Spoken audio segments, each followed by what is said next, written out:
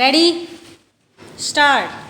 If we look at the provision of the Constitution, we will find that this resolution is in pursuance of the provision in Article 312.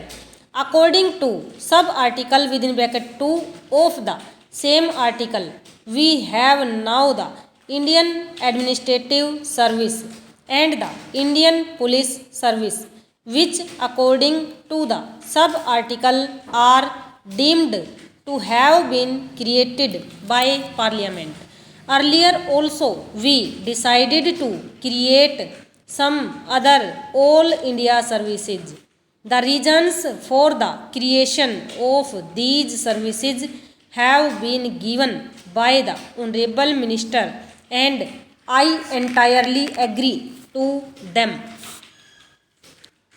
One other aspect of this question I want to place before this House, and that is that the scale of pay and the prospects in the All India services will be better than those in the state services, that there will be a wider field of selection, and that the conditions of service and the scale of pay will attract better persons. We know that quite a large number of our young men, doctors, engineers, etc., are still outside the country. Thought they are keen to come and serve the country. The service conditions in the state services are not such as to attract them.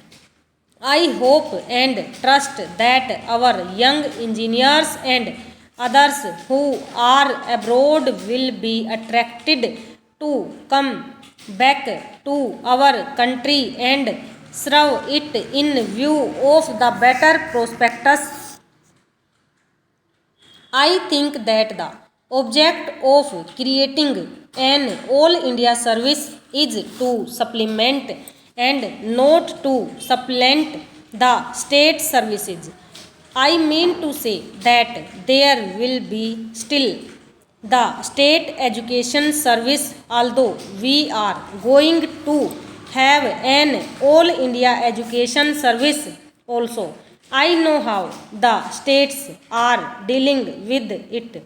I know about the state of Uttar Pradesh. As far as education is concerned, we have got a state education service and also a subordinate education service. In the state service, there is class first and class second. There is no direct recruitment to class first services generally. Therefore, when we are going to create an All India service, I think the first question which will come up before the government will be as to which of the personnel of the state services are fit enough to be absorbed in the All India service. I find that the Honorable Minister had suggested that there might be a proportion of 33% reserved for promotion. After this resolution is passed by this House, the government will consider the question of legislation for the creation of these services. I read the provision in Article 312 and I know that the creation of these services is possible only by a law, that we have got to bring forward a bill and pass it into law. But as far as the conditions of service and all other things are concerned, they are also to be regulated by Parliament. Therefore, my suggestion is that these things should be determined by rules made under the proposed act, and the authority to make the rules should be delegated to the government in that respect, so that after everything has been gone into a proper decision is made both in regard to the conditions of service and also the proportion for recruitment, for direct recruitment and by promotion. I have seen executive officers working in the states drawn both from the IAS and the provincial executive service. Normally, IAS officers are deputed to the states, and during their posting they are under the control of the states. They are posted according to the recruitment of the state. I think the same principle will be followed in regard to these All India services also.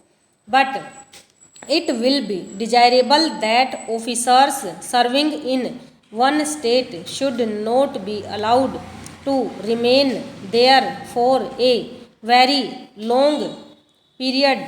They should be taken back from the state and given to another state, or they may be allowed to work in the center.